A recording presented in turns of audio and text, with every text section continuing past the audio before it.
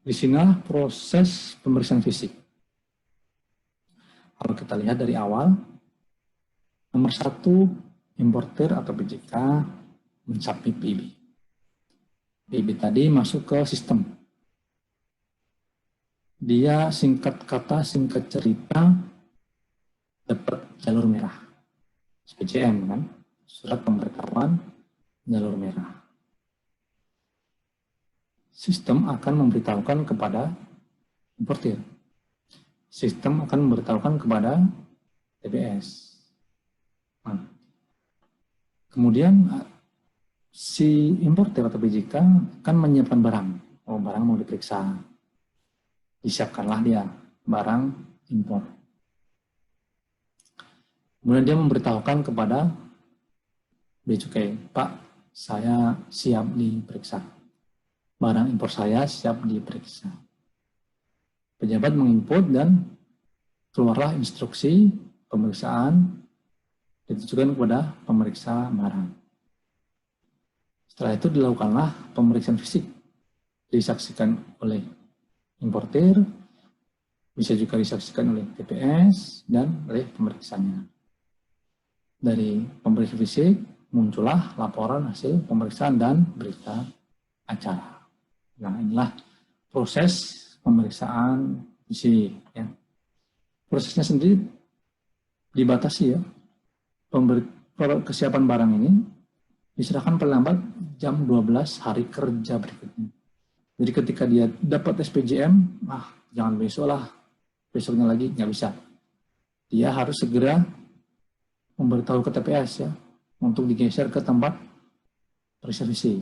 Besok sebelum jam 12 harus sudah memberitahukan kesiapan barang. Nah, dalam hal batas waktu tidak dipenuhi, dilakukan pemeriksaan fisik bersama pengusaha TPS atas risiko dan biaya importir. Walaupun tidak ada importir, bisa diperiksa antara pemeriksa dan TPS. Tagihan tetap ke importir. Ya. Kemudian pemeriksaan fisik dilaksanakan paling lambat 1 jam sejak PKB disampaikan. Nah, ini service level agreement dari pemeriksa ya. Jadi tidak boleh berlama-lama ketika dia dapat instruksi, dapat pemberitahuan kesiapan barang, harus segera diselesaikan. Nah, untuk tingkat pemeriksaan fisik, ya ini namanya manajemen risiko ya, melalui risk management, ditetapkan oleh sistem ada 10% dan 30%. 10% adalah untuk barang yang diimpor oleh importer dengan tingkat risiko rendah. Sedangkan 30% ada pemeriksaan fisik untuk barang yang diimpor oleh importer dengan tingkat risiko menengah dan tinggi. Nah, jadi ada 2 tipe, oleh low risk atau oleh high risk atau medium risk.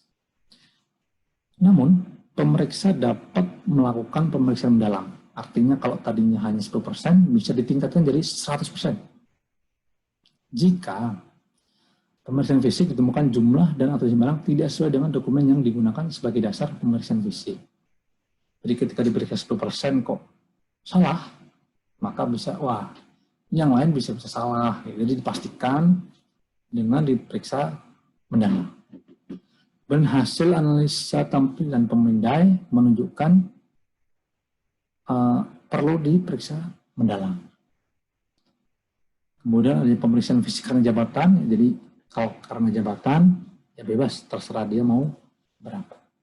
Terserah si pejabatnya, analisanya berapa. Tapi tentunya dengan pemeriksaan yang mendalam.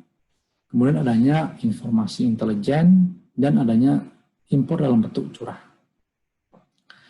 Tentu sangat sulit ya kalau berapa persen gitu, kalau curah ya. Kadang-kadang misalnya kedelai gitu, kedelai bongkarnya curah, keluarnya pakai truk, bisa 100 truk gitu, ditimbun di gudang Bulog, di luar kawasan Pabean.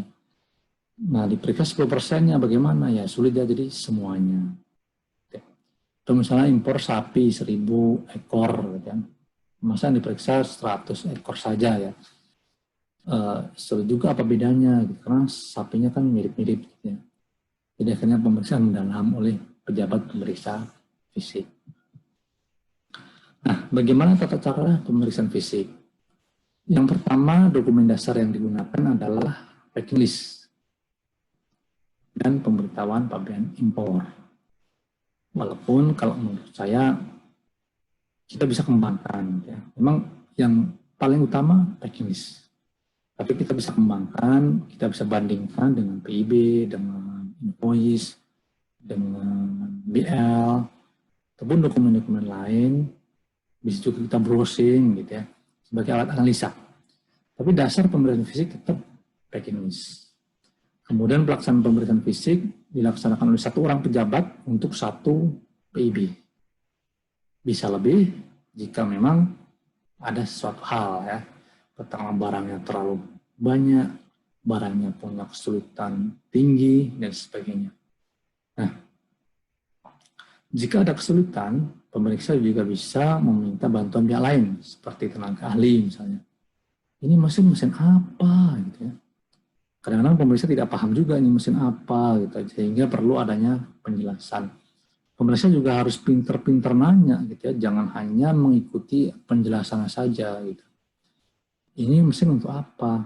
Inputnya di mana? Outputnya di mana? Outputnya apa? Gitu. Inputnya apa? Prosesnya bagaimana? Tidak hanya dijelaskan ini mesin ini Pak membuat mesin pembuat makanan. Iya, makanannya apa? Bahannya apa? Jangan-jangan ini jadinya obat. Nah, itu kan beda lagi. Jadi harus punya daya kritis. Nah, makanya perlu ada analisa atau persiapan. Nanti kita akan bahas mendalam lagi. Nah, untuk tata cara pemeriksaan dalam hal peti kemas berjumlah 5 atau kurang, untuk yang tingkat pemeriksaan 10%, maka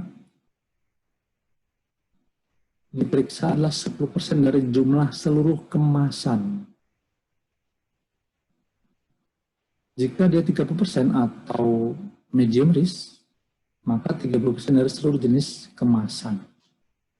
Untuk peti kemas yang lebih dari 5, maka menghitungnya adalah 10% dari seluruh jumlah peti kemas dengan jumlah minimal 1.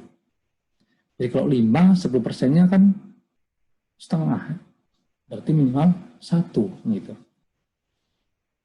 Demikian juga ketika jumlahnya 8, 10%-nya kan 0,8. Ya minimal 1 gitu ya. Nggak bisa kita separuh peti kemas gitu, nggak bisa. Ya.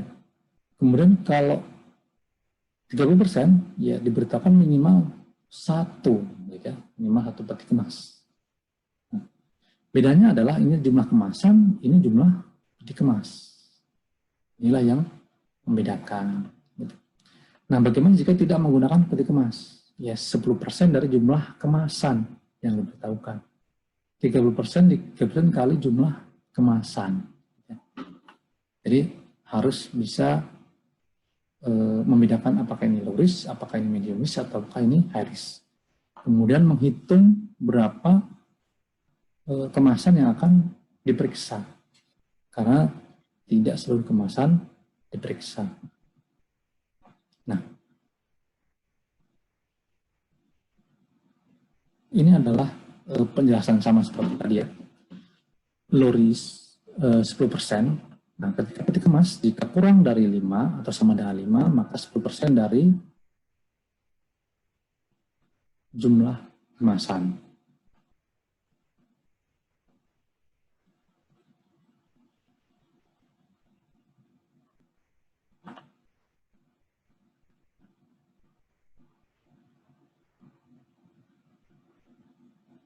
Salah ini, 10% dari jumlah kemasan dengan minimal 2 kemasan. Sedangkan jika lebih dari 5 peti kemas, 10% dari jumlah peti kemas yang minimal 1 peti kemas. Jika dia berupa kemasan, maka jumlah kemasannya 10% dari jumlah kemasan dengan minimal 2 kemasan. 2 box, 2 karton, 2 bag. Ya. Untuk yang jalur low, high risk dan medium risk 30%, maka jika kurang dari 5 peti kemas, 30% dari jumlah kemasan dengan minimal 2 kemasan. Jika lebih dari 5 peti kemas, 30% dari jumlah peti kemas dengan minimal 1 peti kemas. Jika bentuknya kemasan atau bukan peti kemas, maka 30% dari jumlah kemasan dengan minimal 2 kemasan. Bagaimana jika hanya 1 kemasan? Ya semuanya, karena minimal 1 kemasan. Nah, ini contoh-contoh jumlah yang diperiksa. Ketika 10%, maka jumlah peti kemasnya 1/5, maka 10% dari jumlah kemasan. 6-10, 1 peti kemas. 11-20, 2 peti kemas. 21-30, 3 peti kemas, dan sebagainya. Kemudian yang tiap 30% juga seperti itu ya. Jadi dihitung, kemudian dihitung berapa peti kemas yang perlu diperiksa. Nah, ini adalah kasus-kasus yang dilakukan pemeriksaan mendalam. Yaitu ketika jumlah jenis barang yang tidak sesuai karena adanya pemeriksaan fisik jabatan, karena ada nota intelijen, ada indikasi ketidaksesuaian, dan adanya dokumen pelengkap pembelian yang menunjukkan terdapat kemasan bernomor, kedapatan kemasan tidak bernomor atau tidak sesuai. Maka ini wajib dilakukan pemeriksaan mendalam. Misalnya pada paket Inggris ada 100 kemasan, nomor 1 isinya bla bla bla, nomor 2 bla bla bla, ternyata waktu dibuka tidak ada kemasannya, tidak nomor kemasannya. Nah, ini nomor 1 yang mana? Kan sulit gitu ya. Ini nomor 2 yang mana? Akhirnya ya tidak 10%, 30% lagi. Akhirnya dilakukan pemeriksaan secara mendalam. Nah, beberapa kegiatan yang dilakukan pada saat pemeriksaan, ya, ini adalah ya, karena tadi ada tujuannya tadi ya. Yang pertama adalah mencocokkan nomor, ukuran, jumlah, dan jenis peti kemas. Kita datang ya, ketika datang lihat nomornya berapa, ukurannya benar atau tidak, jumlah dan jenis peti kemasnya benar atau tidak. Dan ketika dibuka, loh kok beda, oh ternyata memang beda kontainer gitu. Bisa terjadi ya. Yang memeriksa keutuhan segel ya, karena ada risiko jika seandainya barang ini diganti, segelnya terganti, takutnya barang juga beda. Nah, akhirnya akan hasilnya beda. Dan ini akan berimplikasi pada hukum, misalnya si pemilik barang tidak terima dan sebagainya. Kemudian pemeriksa wajib mengawasi stripping pengeluaran barang dari peti kemas. Jadi ketika katakanlah diperiksa 1 kontainer 100 karton, 10%, berarti kan 10 karton yang dibuka gitu ya. Terus diawasi. Jangan sampai hilang. Jangan ditinggal makan, jangan ditinggal ngobrol gitu ya, jangan ditinggal kemana-mana gitu. Jadi memang benar-benar harus diawasi. Bahkan sebaiknya juga diawasi sampai dengan pemasukannya kembali. Kemudian pemeriksa melakukan penghitungan kemasan dan mencocokkan jenis kemasan dari setiap peti kemas. Jadi membandingkan dengan packing list, menghitung jumlah kemasannya, mencocokkan jenis kemasan, ya. Yang karton berapa, yang peti berapa, yang cup berapa, yang bag berapa. Nah, itu harus dilakukan oleh pemeriksa. Nah, kemudian pemeriksa barang juga wajib mencari data, ya. Tadi ada tujuannya mencari data, minimal itu ada merek, ada tipe, ada ukuran, ya. Ada tahun pembuatan, ada kondisi barang, baru atau baik atau bekas, rusak. Ada keterangan lain yang memperjelas pengenalan barang. Jangan sampai hanya bercerita saja tapi mereknya lupa. Sudah tulis banyak-banyak, ukurannya belum diukur gitu. Dan pembuatannya nggak ketahuan, bisa jadi seperti itu ya. Tapi itu bisa dicari, ditanyakan dan sebagainya. Nah, bagaimana tanggung jawab pemeriksa? Pemeriksa hanya bertanggung jawab atas barang yang dilakukan pemeriksaan fisik. Itulah tadi fungsinya ada 10%, 30% ya. Jadi ketika ada hal yang di luar itu, maka bukan tanggung jawab pemeriksa. Nah, hal itu dibuktikan dengan pemeriksa fisik membubuhkan paraf pada barang yang telah diperiksa dengan spidol atau barang-barang lain yang tidak merusak. Nah, bagaimana implikasi penulisan LHP? Ya, tadi sudah saya singgung bahwa LHP itu bisa berakibat pada pungutan negara, misalnya pada keamanan negara. ada dwelling time, gitu kan, ada kecepatan. Gitu. Bagi pemeriksa atau DJBC itu bisa berakibat pada kredibilitas institusi, kemudian menentukan nasib orang, gitu ya. Ini kan lama-lama orang bisa rugi, gitu. Dan yang paling penting adalah tanggung jawab dari pemeriksa. Jika sampai salah, ada hal yang dirugikan atau tidak.